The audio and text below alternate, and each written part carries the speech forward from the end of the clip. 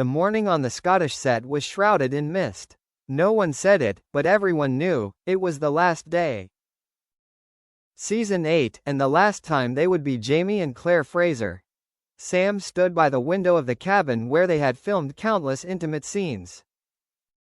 He looked out, where Kate sat alone, wearing her familiar robe. Her hair blew lightly in the wind, her eyes focused on the distant forest. "Kate," he called softly, his voice choked. She turned around, smiling, the gentle smile he had become so familiar with over the years. "Don't look at me like that, Sam. If you keep doing that, I won't be able to film the last scene." He laughed, but his eyes still held the heaviness. "You know," he said slowly, "the first day I met you, I didn't think this day would come. The day it would all end." Kate moved closer, standing right in front of him. They were no longer Jamie and Claire, but Sam and Caitriona, two real people, after 8 years of crying, laughing, living in a world only they understood. "I didn't think we'd make it this far," she replied. "But maybe it's because we had to part that all the memories are so precious." At that moment, silence fell. The entire crew avoided looking, because they knew this was no longer a performance. When the director shouted, "Action!" Sam stepped forward and hugged Kate tightly. Jamie's line rang out, but in it, one could hear Sam's heart pounding. "No matter the centuries, Claire. I'll find you." Always, and in Caitriona's eyes, the tears were no longer her characters. The final scene ended. "Cut" sounded, but no one moved. Sam still hadn't let go. Kate rested her forehead on his shoulder and whispered, "Thank you, Jamie, for being with me all this time." He smiled, his voice hoarse. "No, thank you, for making it all so real." The lights faded. Outside, dusk covered the plateau like a final veil of time. Jamie and Claire were finished, but Sam and Kate couldn't leave yet. The final shot ended as dusk fell. The set was bathed in a soft, yellow glow that filtered through the wooden panels of the Fraser house. The place they had lived for 8 seasons, 8 years, and a lifetime of memories. The crew quietly packed up, the usual cheerful laughter gone, leaving only the sound of the wind blowing through the woods in the distance. Sam sat on the steps, her whiskey glass cold. Caitriona was still inside, alone in the room Claire had stood in, looking at Jamie with such trust in her eyes. She walked slowly around the empty room, touching the wooden table where they had filmed Jamie and Claire's first dinner scene. Over the years, this had become more than just a set, it had become part of their real lives. Kate took a deep breath, trying to swallow the lump in her throat. When she walked out, Sam was still sitting there. He didn't say anything, just looked at her thoughtfully. "Aren't you going home?" Kate asked, her voice soft as if afraid to break the silence. "I will, but not now," Sam replied, turning to her. "Do you remember the first time we shot here? The first scene, it was pouring rain, you were shivering, and I forgot my lines." Kate laughed, tears falling without her even realizing it. "Do you remember everything?" "Remember every moment," Sam replied slowly. "Because each time was the first time I saw Claire live. Not in the script, but through your eyes." Kate looked at him, her blue eyes sparkling with tears. She walked over and sat down beside him. They were silent for a long time, only the sound of the wind and the clinking of whiskey glasses. "Tomorrow," she said, "everyone will go back to normal. Me too. But nothing will ever be normal again," Sam continued, smiling sadly. "Because every time I hear the wind on the hill, I still think of you. Of Claire." A long pause. Then Kate pulled a silver ring from her pocket, a prop she'd worn since the first season. "I was going to return the prop, but maybe I should keep something. To remember." Sam looked at the ring, then at her. "I kept something too." He held out a small piece of fabric, a tassel from the scarf she'd worn in the season 1 scene. "You said you'd keep it to remember Jamie. But maybe you'll remember me." Kate smiled, but her eyes were full. We've been living as two different people for 8 years, Sam. I wonder if I'll ever recognize myself when we're apart. Sam tilted his head, his voice low and gentle. You will. Because part of me is Claire. Just like part of you, Jamie will never disappear. Kate was silent. They didn't need to say more.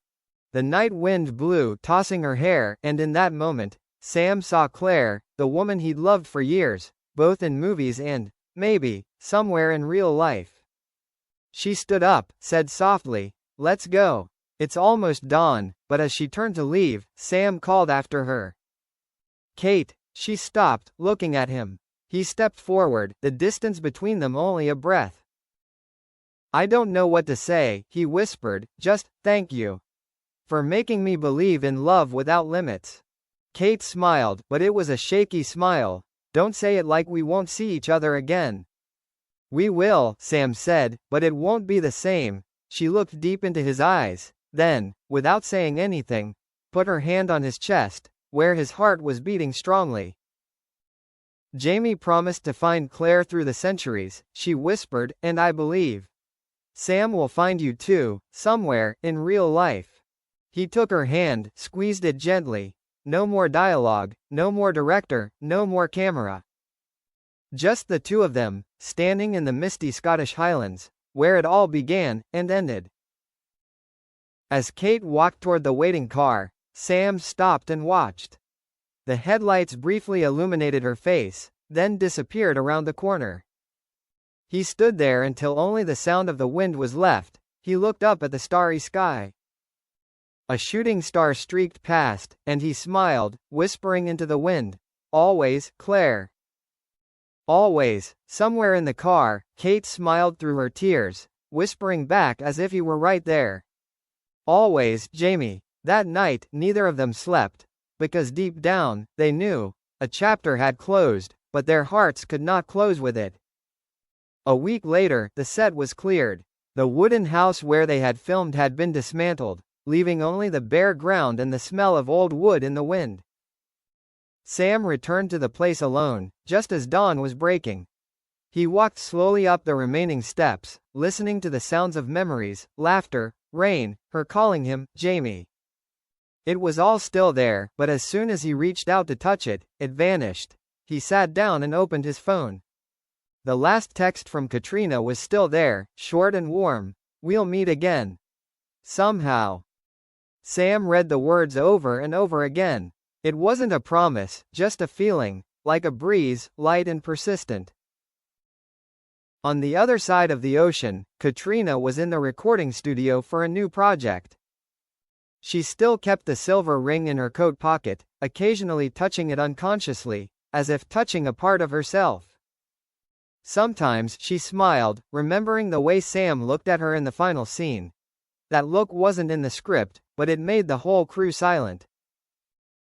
That night, when everything ended, she thought she could leave easily. But the further away, the more she realized, there are things that can't be closed like a movie. There was still a strange void in her heart, nameless, undefined, only knowing that every time someone mentioned Outlander, her heart would tighten slightly. One afternoon, she received a letter. There was no return address, only the familiar handwriting. Maybe Jamie and Claire are over, but Sam and Kate still have an unfinished story. If you think so, come to the place where it all began, the hills north of Inverness, when the mist returns. Kate looked at the words, an indescribable feeling rising in her heart. She smiled slightly, shook her head.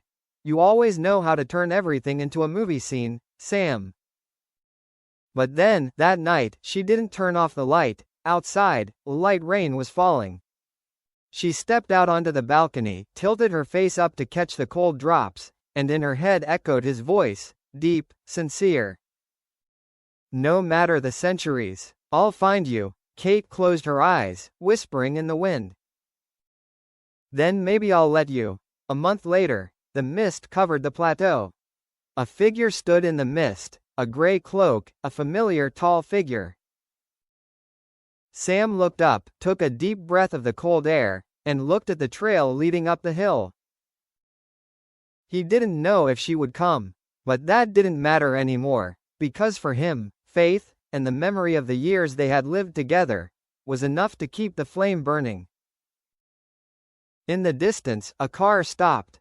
The door opened, the sound of wind blew, carrying the scent of wood, grass, and something familiar. Sam turned slightly, his heart beating fast, but the thick mist obscured everything. He smiled softly, thinking, if it were you, I would know, I would recognize you in just a breath. His footsteps echoed softly on the wet road, and then, in the silver mist, a voice as soft as a breeze. You've always been there before me, Jamie. Sam stood still. The smile appeared, slow and warm. He turned, saw a shadowy figure approaching. No one said anything more. No need. The wind blew over the hill, carrying with it the sounds of the past, laughter, heartbeats, and the promise that never grew old. Always, the camera was gone. But if anyone had witnessed it, they might have believed that sometimes there are stories that are not true, but the feelings are forever true.